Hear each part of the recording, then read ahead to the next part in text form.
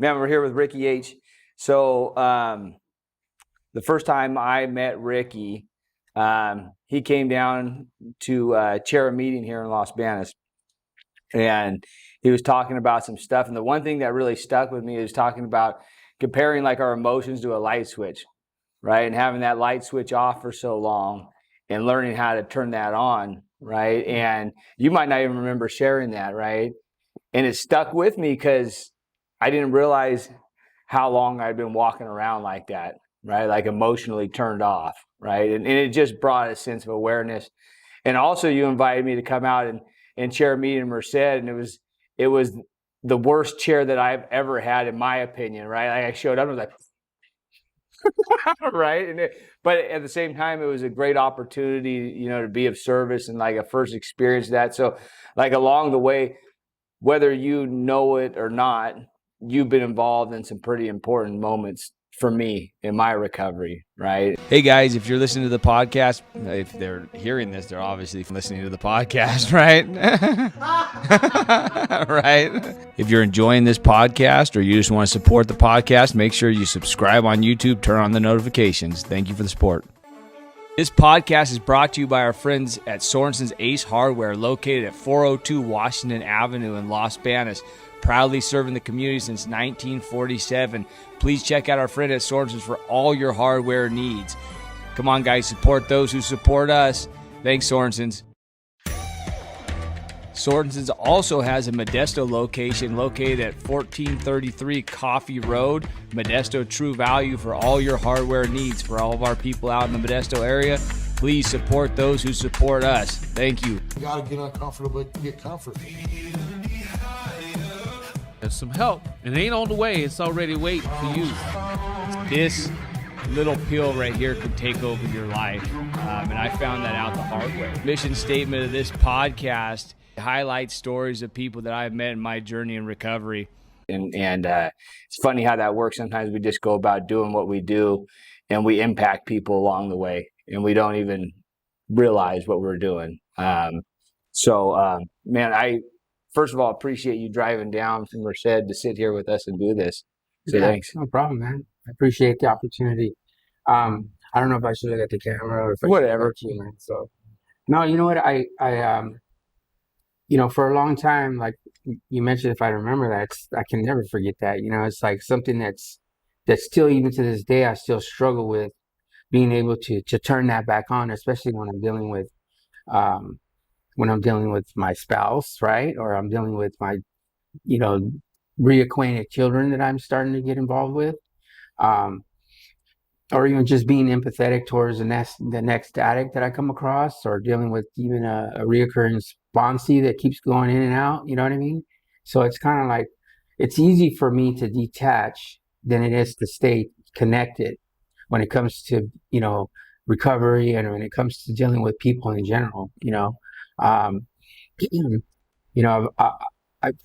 still struggle sometimes with the idea that if you're not doing it my way, you're doing it the wrong way. Right. You know what I mean? So, but it's not so much to the point where my inability to still to be able to function in the world that I live in today is because it's completely like night and day compared to what it was before. When I said that at that time, I was struggling with the idea of just being able to come out and be in society in itself. Right. You know what I mean? Because like that whole thing for me was 26 years of being incarcerated and not being able to communicate with anybody outside of, because even when I was with my Sally, sometimes we would go days without speaking to each other. And it was better left that way, is because sometimes you're housed with people that you off the top, you just don't like that person. Maybe because they're so much like you, or maybe you're just afraid that you're going to say the wrong thing because everything's fear-based. So being able to function in that kind of world and then coming out here and being able to adapt to, to the lights and the colors and the people and the smells and all the different things that come with being a human being. It changes who you are and how you feel about yourself, because that's what it comes down to. It's like, how do I feel?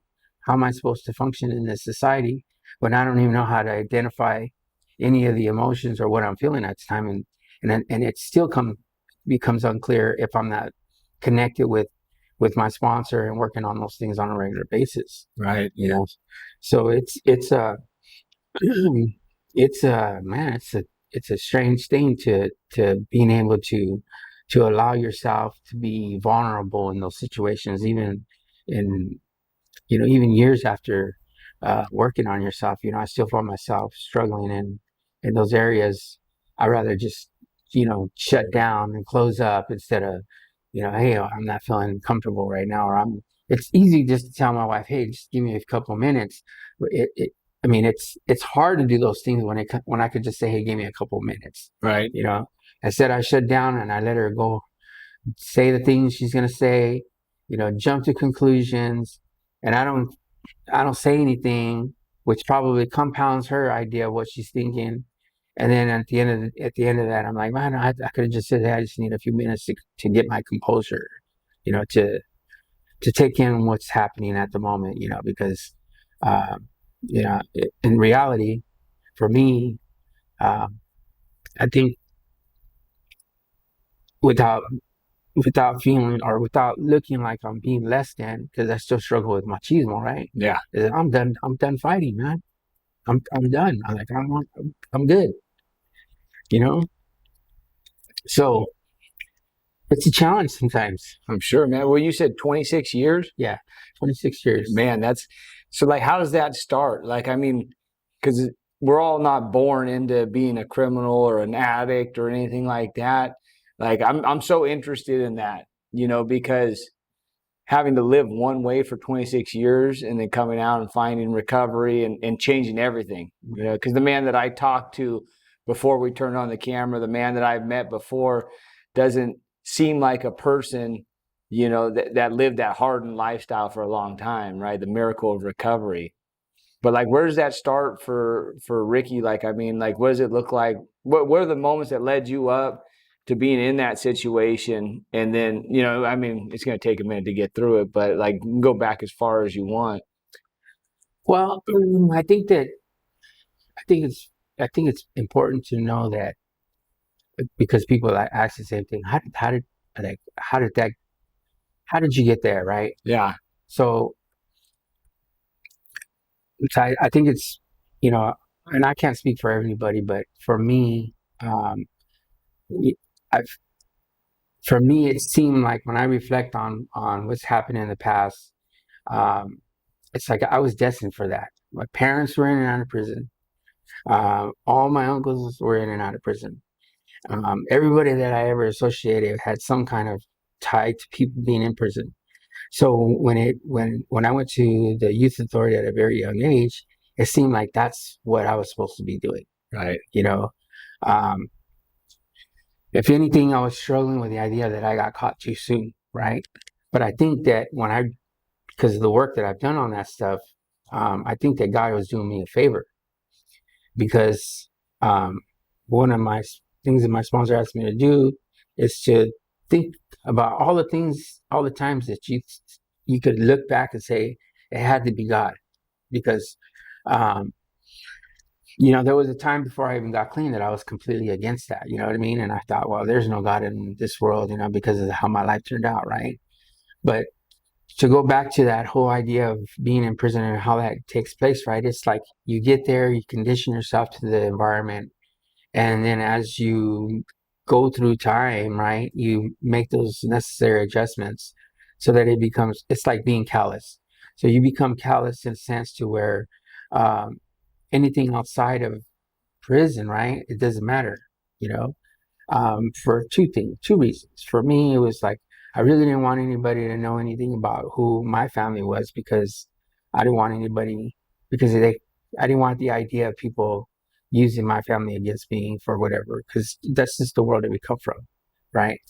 And the other part is that I thought I was doing my family a favor by disassociating myself from them and keeping no contact, and that's sometimes those are the things that we come up with as addicts to justify our behaviors. Say, well, at least I'm doing them a favor. I'm not getting them involved in this stuff. And I didn't realize that I was tearing things apart the whole time. You know what I mean? But I can't really say when the transition of what to how or how it became that way. I just realized that before I got clean, I knew that I needed to do something different, and I didn't even know anything about recovery. Right. I think for a long time, like I can even say 20, 25 years ago, I just knew I needed to do something different, you know, because 80%, probably 85% of that time I spent in the in ag seg or in the shoe program. I didn't have like fire camp and level ones, and you know, I didn't have visits, and I didn't have all these things to make the time better. My entire time was behind its security, its programs, and so it was kind of like real difficult for me to get past the idea. I mean, it wasn't too difficult for me to get past the idea. Like, this can't be it. I'm wasting my time. Like, it's got to be something different. Well, how old were you when you went away? The first time I went away, I was probably about 13, 14 years old. And then it wasn't long before I went to prison from the youth authority because of the stuff that was happening in the youth authority. So I even went to prison at a very young age. And, it just like, there was no system, right? There was no system for anybody to be able to do anything for anybody, or, because I reflect on this, the system back then was so crazy. There was no alternatives. Like now they got all these programs where they try to help you out, right? But back then it's just like, okay, we'll send them here and then we'll send them there. And I didn't have no support, outside support, to where they can call and says, hey, what do you want to do with your son? Or what do you want to do with, your grandson? Because there was nobody out there. Right. So they just say, well, we can't deal with them here. We'll just send them to the next program, which is not program. It's just the next level of prison or something, So it's kind of hard to say, it's kind of hard to say about what's happening out there. I just know that for me, I had to adapt real quick. Right. And and because of the places that I went to at a very young age, and the things that I've seen, I knew that I can't have my family involved. Like I can't keep no ties on anything because I was afraid, man. I was afraid because I've seen stuff that in there with people, and they use that against your family and stuff like that. Yeah, and it's just like, man, what am I supposed to do with that when they put you right in the middle of all that stuff, and what are you supposed to do with that? Right. Well, you know what? Like I don't.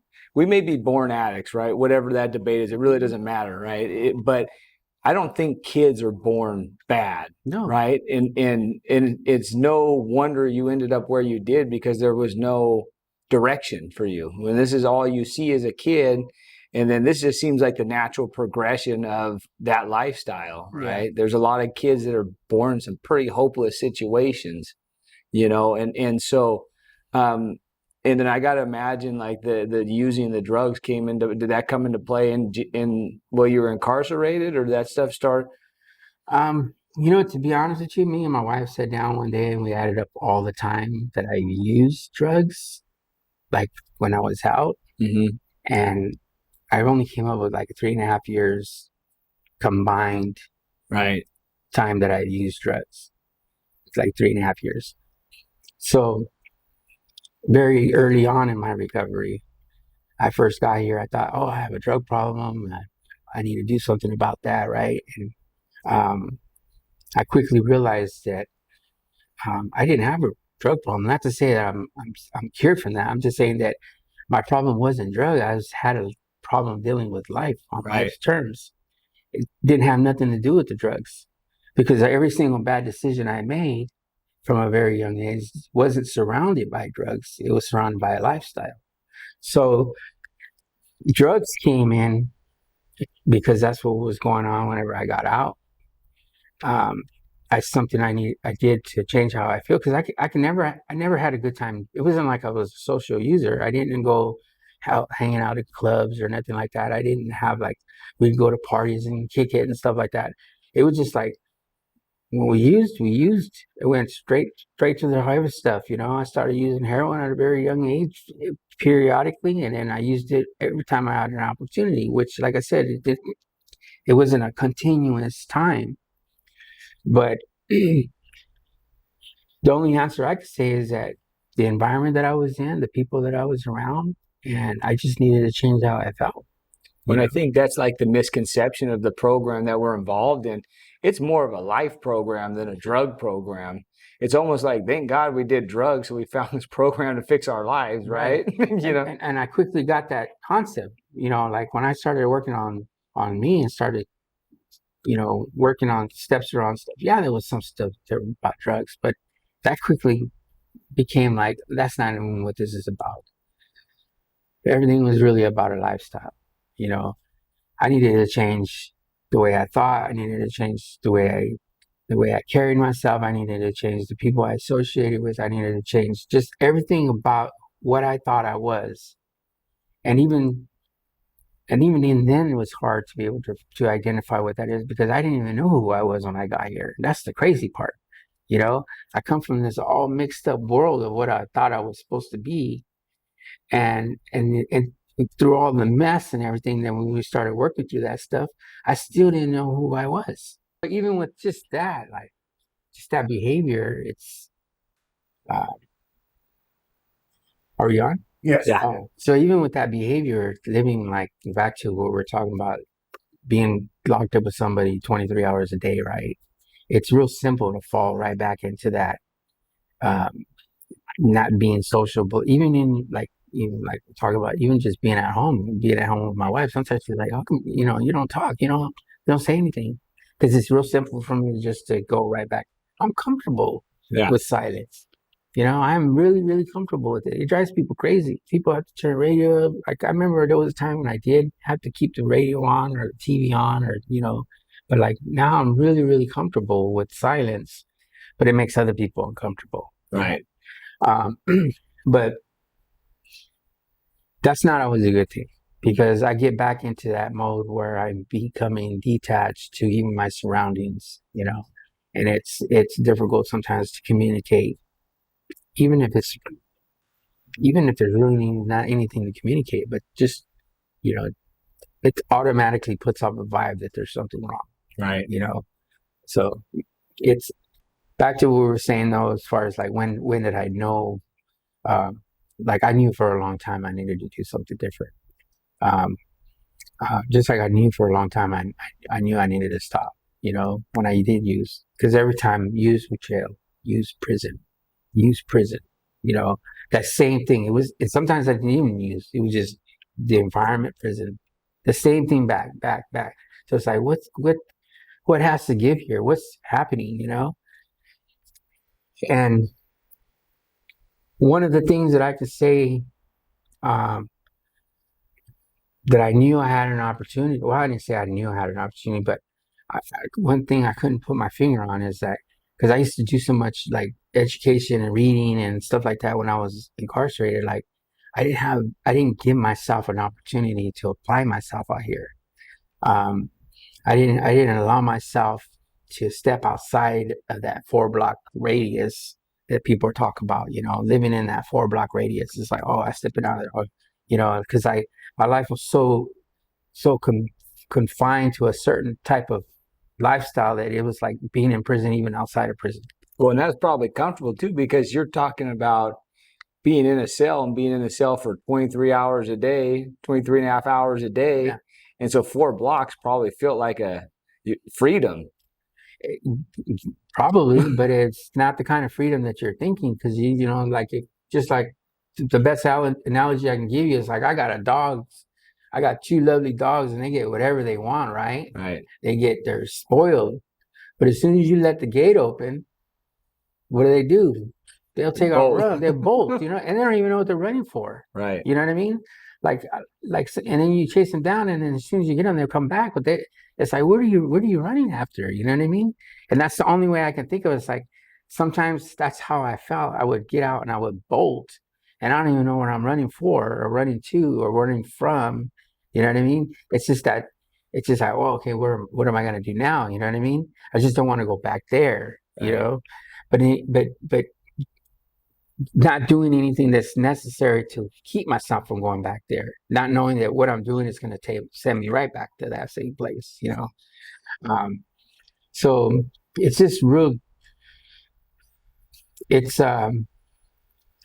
it's real, to me, I find, you know, life a lot more enjoyable because I have so many things and so many resources out there that I've actually used to accomplish some of the things that I needed to do so I can catch up. Like I was saying earlier, I needed to catch up. When I got clean, I was 43 years old, and I thought, man, I'm an old man already.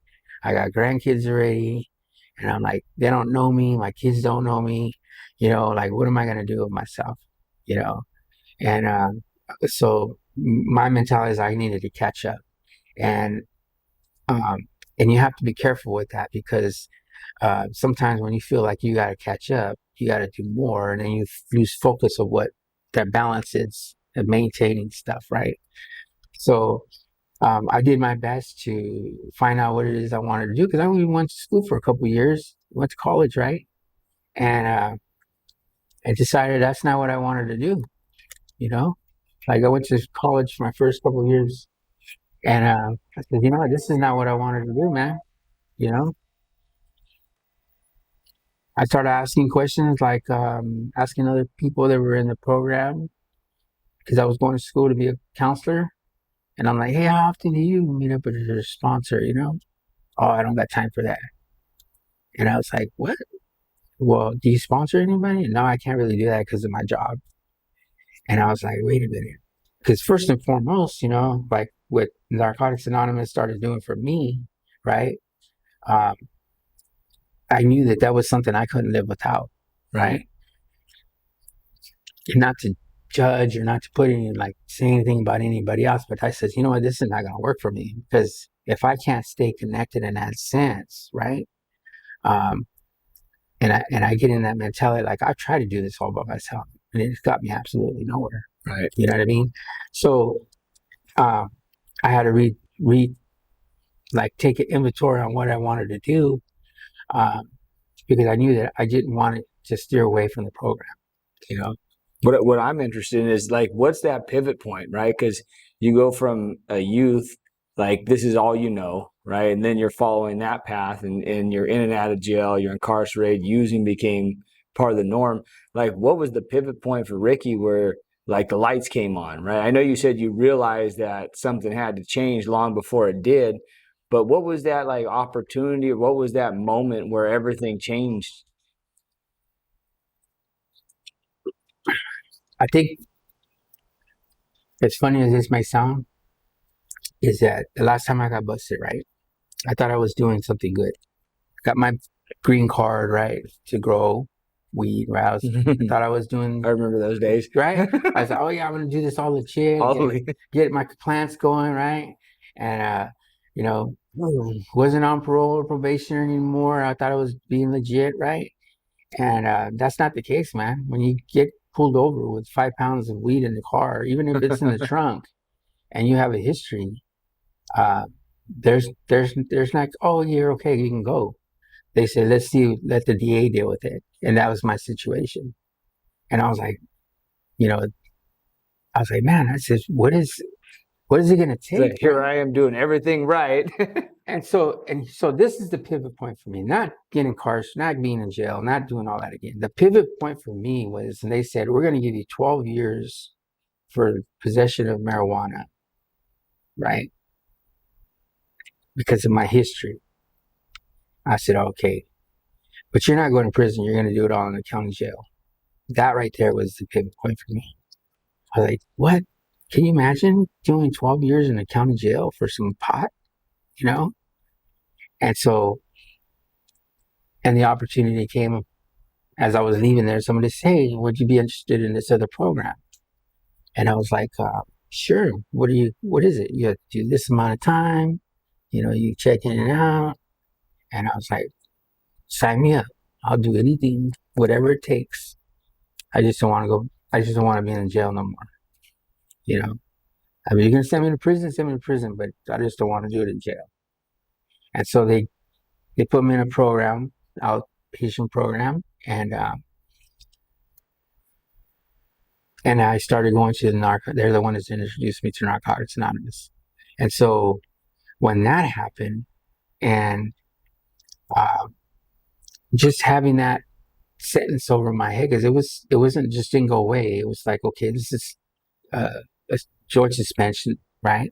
We're gonna keep this out in your head. If you mess up in any way, we're gonna send you back to jail. You have to do your time. So that pivot point for me was like, man, I can't do this no more. Right. I don't. I didn't know what I was gonna do because I didn't have a safe place to go.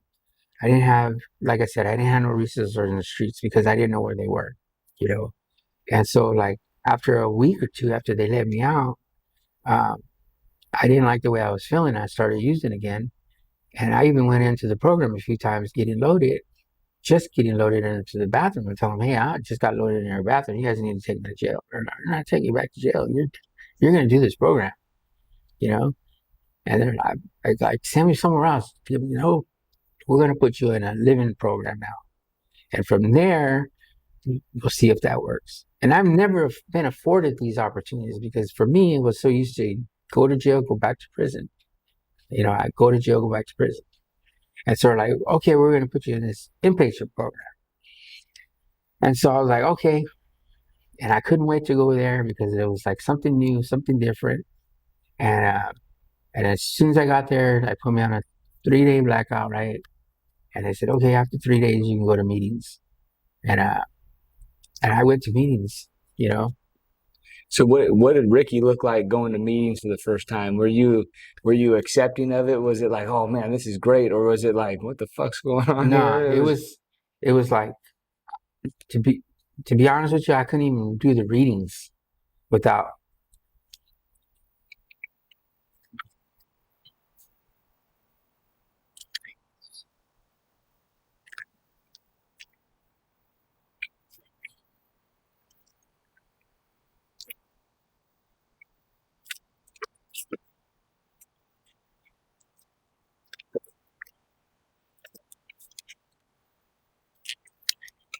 I couldn't even do the readings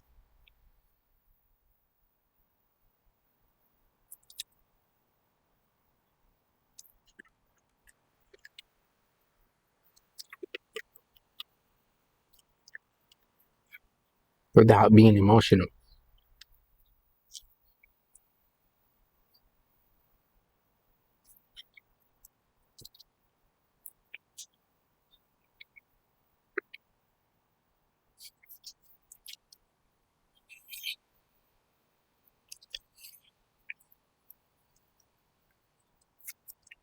It wasn't it wasn't that easy. Yeah. You know, it wasn't like, oh, I'm right where I'm supposed to be at, right? Um, but in a sense, it was right where I'm supposed to be at.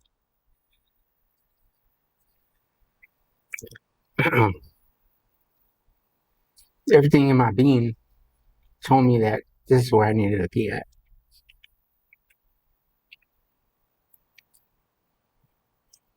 Because at that point, I didn't even care what people thought. It didn't matter if what they said or like, you know, because I was completely unapproachable when I came here. You know, my hair was long past my waist. You know, like people just didn't come up to me and like give me hugs, and like, even when they were like the happiest people, when they're there, they asked me, "Hey, is it cool if I give you a hug?" And I was like, "Sure," you know, and because I was not approachable, I was not the person. Um, like it was a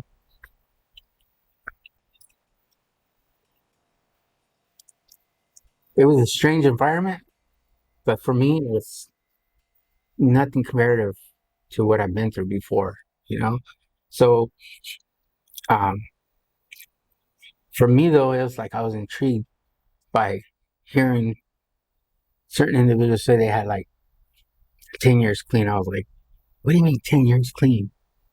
Because I didn't understand that, you know? I didn't understand. I couldn't wrap my mind around the idea of being clean. I didn't get that concept. And I was like, oh, you mean like going to prison for 10 years and not using it? Oh, I've done that all the time, a couple of times, right? And they're like, no, it's nothing like that. It's completely free, completely clean of a life, like your whole get down. And this old guy, he's still around.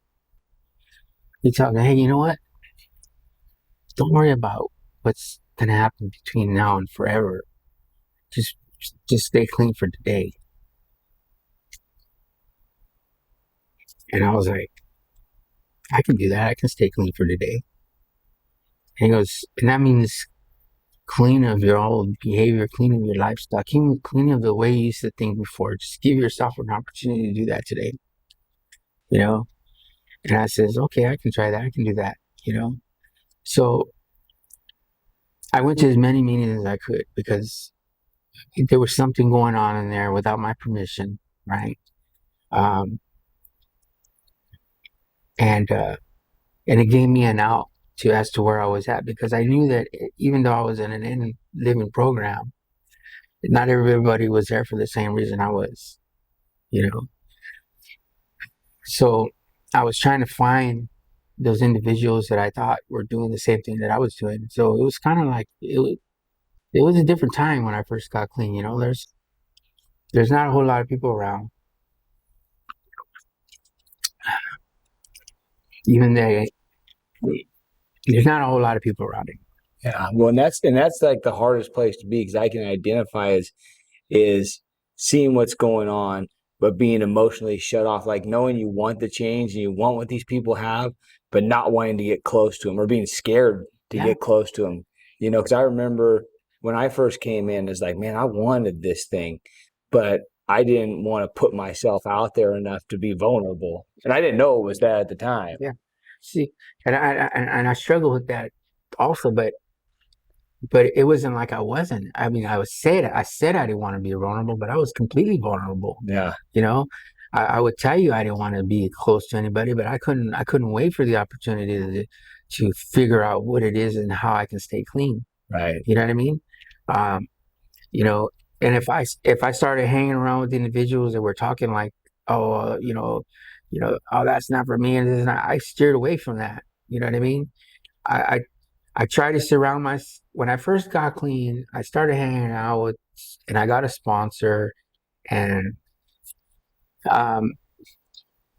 you know, and when you come to the program, sometimes you don't always get the best sponsor, right? So I'm just saying, I worked with this individual for a little while, and then I decided, you know, I needed to do something different. And I started talking to my sponsor that I have now, and he was just like, hey, you just got to end it. But I was so used to having toxic relationships in my life, especially early in recovery. I didn't know how to end a toxic relationship. Like, expiration date was far beyond, right? And I didn't know how to like say, hey, I really can't have you in my life, you know, and walk away. You know, I didn't know how to do that. Right. I didn't know how to end bad relationships. And so, you know, working towards getting the sponsor that I have now, he taught me some important things about, you know, being able to stand up for one thing instead of being wishy-washy about everything. Right. You know, and so, which I've already had that quality, I like to say, because I like to stand up for certain things and not be wishy-washy for everything else, right? So he just really helped me to make that, you know, if you don't need this in your life, you just need to finish it, you know? And so that's when I started to see how when you first get here, you have like this I had huge relationships with people. And partly because I was still bringing the lifestyle, the mentality that I had from hustling and trying to get clean. I was, you know, tattooing on people. I was doing car systems and park people's cars still hustling, Yeah. I was jailbreaking people's fire sticks, you know what I mean? Giving them the hookups, right? Breaking phones, jailbreaking phones. I was doing all that stuff when I was clean, when I first got clean, right? So it's like, but I quickly realized that all these relationships are all one way, and it's like, and so I had did some inventorying on that, and I was like, wait a minute, none of these people will do anything for me, because when I needed something done, and and it's hard for me to ask people for anything anyway. So when I did ask somebody, when I finally mustered up enough courage to say, "Can you help me with something?" It was like, "Oh, what can I get from you?" Yeah. It's like I really can't. Can't you just do this for me? I don't have anything. I don't have any money. I don't have. I didn't even drive a car until I was 2 years clean. You know what I mean? Because I didn't have a license. And that's hard. You know what I mean? That was the hardest thing for me to do. Is because before I got clean, I was driving dirty all the time, right? But I didn't even buy a vehicle until I got 2 years clean. Until I knew I had my license. You know what I mean? That's how I was trying to do a program. So it's kind of like in those 2 years, man, my relationship started to dwindle down. You know, um, I started telling people I can't do that and I don't tattoo no more. I don't do stereo systems like that no more. I don't jailbreak. I don't do none of that stuff anymore. No, I don't buy food stamps either. I don't do none of that stuff. And it was hard, you know, because like I said, it was about us lifestyle, right? And and I had family members that were still doing all kinds of stuff, and they were like, "Yeah, I got this, I got that." No, I had to cut them loose too. Like I had absolutely no. You can't come to my house for a long time with my sibling and my parent, one of my parents. You can't come over here. If you're using, if you're doing anything, you can't come to my house. And they're like, "What? That's unheard of," And but I had to stick to the gun because I knew that if I was having a bad day, if I was having one bad day, man, it wouldn't take much for them. Just be like, "Oh, here, I got you." Right. You know what I mean? And I wasn't trying to take my chances, man. I wasn't trying to take my chances because I couldn't afford it. You know what I mean? I can't afford. If people say, "Oh, I got another relapse," nah, I was absolutely done when I got here. You know what I mean? So it was kind of like when I came into the rooms and I started coming to meetings, it was strange, right? And it wasn't always the easiest thing. I was saying I don't want to be vulnerable, but I was extremely vulnerable because I was allowing myself to feel things I never felt before. And I knew that this is where I needed to be at because I was at the end of that road, I was like, if this doesn't work, then nothing's gonna work, When hearing about your foundation, right? Like your first couple of years, it makes sense to where you're at right now, right? So what's going on with Ricky today? Okay, so let me catch you up to speed a little bit, right? For sure. So after I made some changes, right, with sponsorship, I got a new sponsor, new direction with the career, right? I started utilizing the services they have out there to where they got me my certifications for like grade all and forklift, and I started doing all these different programs that they had, and getting tools and getting just all these different things. And then what happened was I got hooked up to this program. I mean, I got a job with this guy that works in the Bay Area, and it was a small company. And then he was like, "Hey, I'm not gonna be here at this long. It's just a couple week job, I'm like, "All right, cool." He goes, "But I have this job interview. If you're willing, if you don't mind, I'm gonna do this job interview." Because I was commuting with him, and so I went with him to his job interview, and he decided to let him know, "Hey, why don't you go interview the dude outside? He's a good worker." So they came out and pulled me inside and said, "Hey, will you job interview with today?" And I was like, "Sure." And long story short, I've been with this company for 6 years now. So in that process, so this is what happening to me today is I started at a company as a laborer, and a year ago, last 2 weeks ago, I've been a superintendent at this company. Nice. So, I mean, it's like like I said, it's about applying those principles in your life, right? Um, you know, it, it, it it's like knowing what you want to do in life. And it's like, and I just needed an opportunity, like I already knew what I wanted to do. I just needed an opportunity, right? And so, in this process, you know what I mean? Working my way up in this job that I'm doing, I've been able to put some money away through, like, never had a 401k, right? Never had retirement, never had all these things, and never had credit, got all this stuff situated. And what's happening today is like we're transitioning into the new house that we just bought. Congratulations. Yeah. So, it's kind of like, it's exciting because at first, when I first started doing the process, I'll say about the end of May or June, started going through this process, and my, the bank lady was like, "Hey, you guys are qualified. We just need to put all this stuff together. You guys are good, right?" And so, like, between that time and getting that paperwork together, because that's what's gonna lock it in, right? We found a house that we wanted, got a realtor to get us hooked up. Everything was all lining up. All the ducks were lining up, right?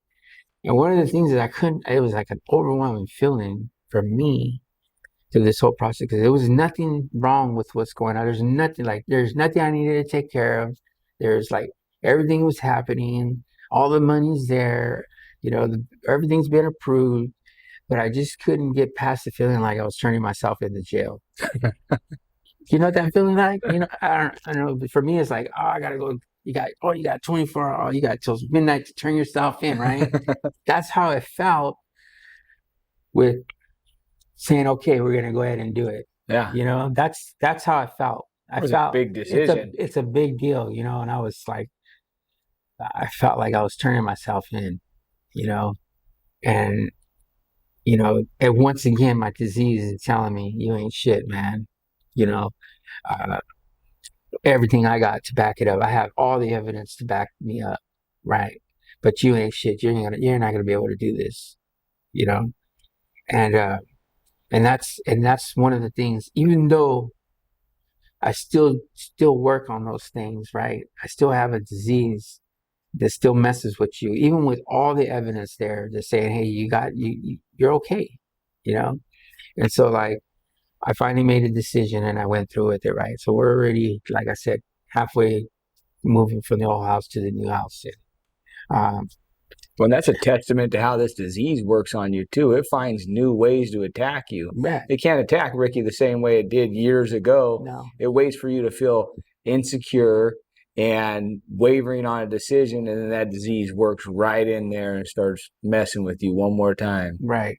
And what the cold part about it is that, it me and my wife will attack each other over nonsense, and it's like, we'll say unkind things to each other, you know what I mean?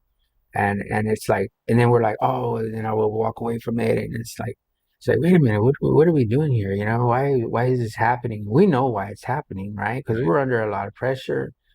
She's not saying how she's feeling. I'm not saying how I'm feeling, and we got so much time to do things, and like I said, it's kind of hard to. And I'm not saying this because part of it is because I really didn't ask anybody to come and help me. That's the real truth. Truth is, I didn't ask anybody to come and help me, right? And and there is people probably they will come and help me. You know what I mean? But I have a weird schedule right now. Yeah. And I can't expect you to show up at my house at 6 p.m. and work till 10. You know what I mean? And so I'm doing things as I can, and it's kind of like being able to keep the balance with still going to work and still trying to move it. I got till the 5th. That's how I look at it. I got till September 5th to be out of this place, right? So not to take anything from where I'm at today, because sometimes I'll undermine where I'm at today. You know what I mean? I've me and my wife are at a good place today. Yeah. She's also done a lot of stuff with herself where she's become a supervisor in her job, and and, you know, being in those positions to where, especially like with me, you know, I have, it's incredible, you know what I'm saying? That, uh, you know, just 8 years ago, you know, I was looking at a 12-year jail sentence, right?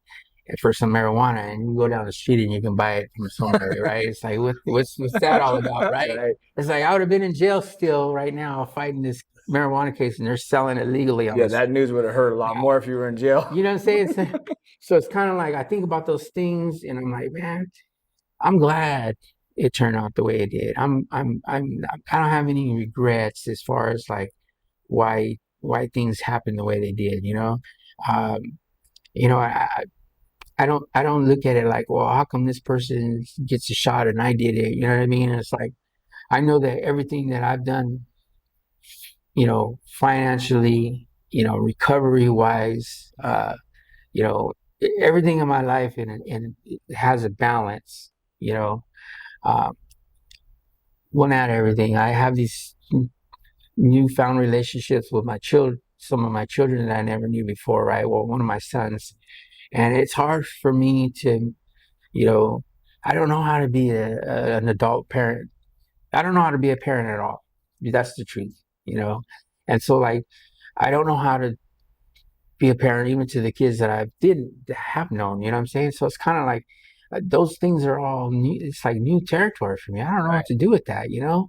And then I want to be able to be there for them, but I don't want to be there on a guilt trip, you know, because I know that I could have done more for them throughout their life because I didn't do shit for them, you know what I mean? Yeah. But am I on a, it's kind of like something I struggle with. Am I like now on a, and I'm not saying none of this because I want somebody to say, oh, you're doing the right thing. I'm just saying, these are the things that I struggle with, right? And I want to be able to eventually build these relationships to where I can have a normal relation. I don't know what normal means anyway, but just to have a relationship with them, right?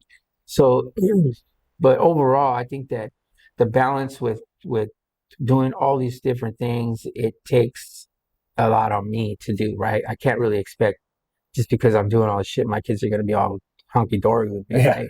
I got to do my part. And the truth is I don't really do that sometimes. You know, they ask me for something, sure, I'll hear, you know, don't ask me to borrow it because if you don't pay me back, yeah, I'm not going to give you shit no more, you know? And I've gone through that with some of my kids, you know? But the point is that I need to do more on my part. That's an area I have to say that I can say that I have to do more of. It's forever evolving and changing, right? It is. And from my experience, you know, like I have my kids, you know, since they were young, I have my kids and that's the most challenging part of my recovery. And I couldn't even imagine catching up from behind with them and having to deal with those emotions and where are the boundaries and so I mean, I'm sure what you're doing is the right thing right now and it's going to work itself out, right? I mean, I hope so, man, because like I said, I think it's going to require a lot more from me. Yeah, that's the truth. It's, you know, for me to say, oh, it's not working because I've done this, I've done that. No, it's not working because I haven't done enough. Yeah. Yeah. That takes time. And it's, you know, that's something I'm going to have to probably do some inventory on, you know, so I can figure out. And it's simple. My sponsor told me it's simple stuff, you know, text every day, call every day, do something every day, something small.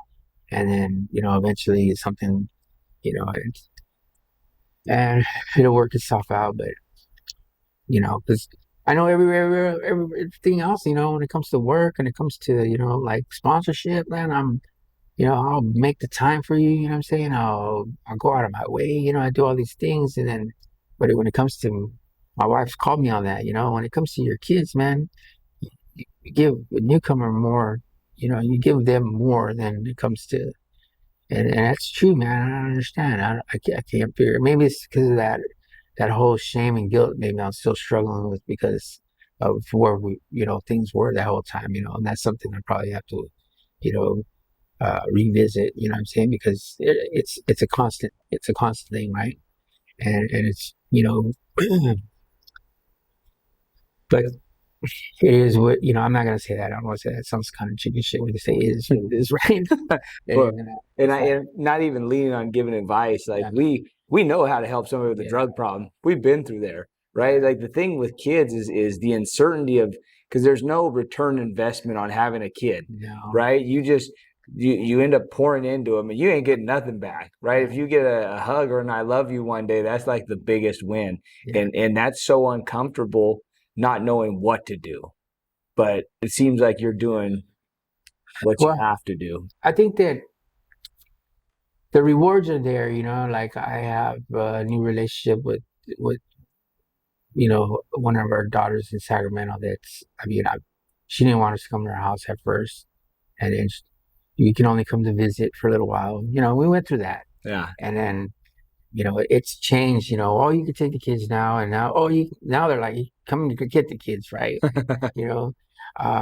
So I can see the rewards when it comes to, like, I see the because it's really not even about the grown-up adult kids. It's really more like building a relationship with the grandkids. Yeah. None of my grandkids know anything about prison and nothing about the drug life. None of that stuff. They don't know anything about that stuff, which is amazing.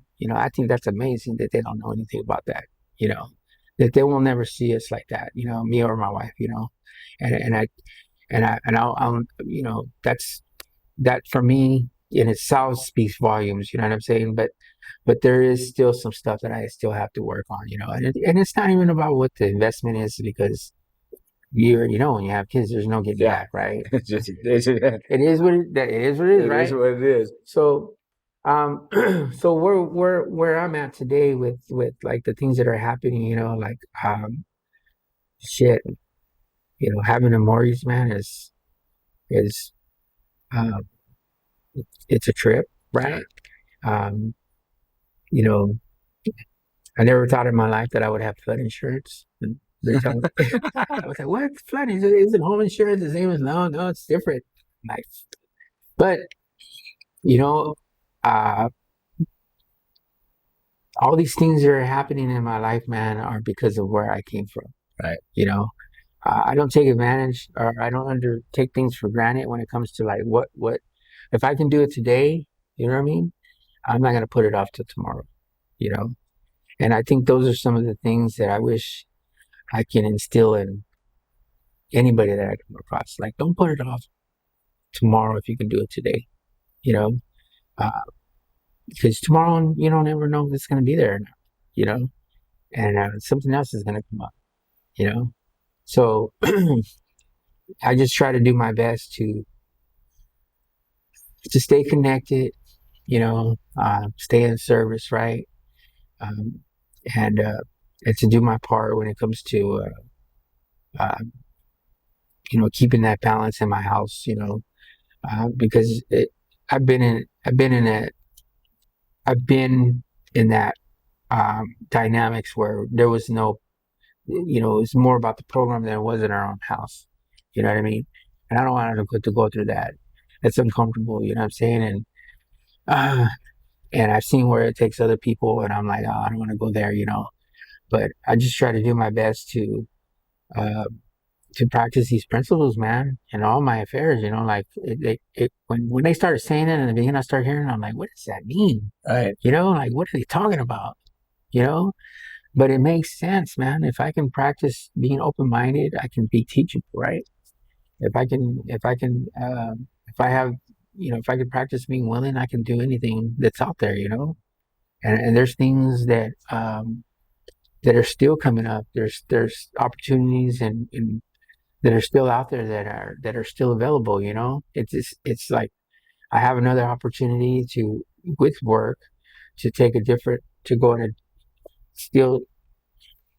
They're going to retrain me to do something else now, and that's another opportunity, And so it's like, because I have I have the willingness to travel. That's what it is. It's about, and that's not for everybody,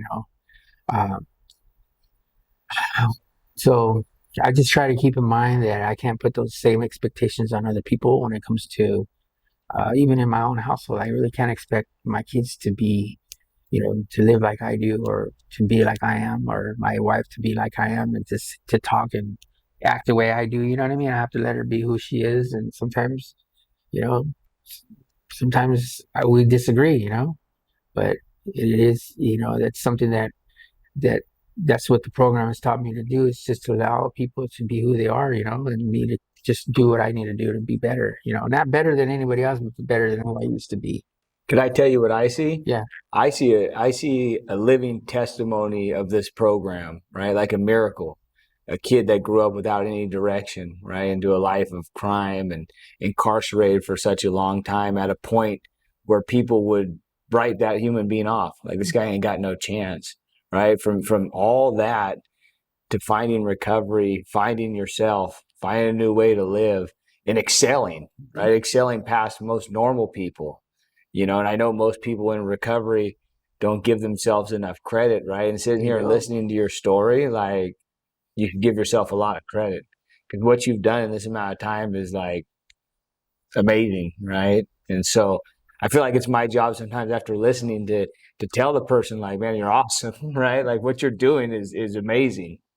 So, and I think we pretty much got it, but like, what would you tell somebody, Ricky, that might be listening to this and maybe stuck in that lifestyle or in that way, and it might not think there's a way out? I would have to say that some of the first things that was told to me, and this is like, my sponsor was the first person that ever told me that he believed in me. That was the first person. So I would say that to give yourself an opportunity, like, give yourself a chance, and to surround yourself with people that are doing things that you want to do. It's important that you surround yourself with people that care about what you do and how you do it. And I'm not saying you have to go out there and just do senseless stuff and say, oh, these people don't believe in me. They're going to tell you, hey, that's not cool. You shouldn't do it that way. But you should. I just say, man, like, for me, I think it was when somebody first told me, hey, I believe in you, and I started to believe in myself. I think we hit it. Ricky, the last thing you owe me a hug. I don't know if you see this, but we do a hug after. No problem, man. Thanks, man. That was fucking awesome.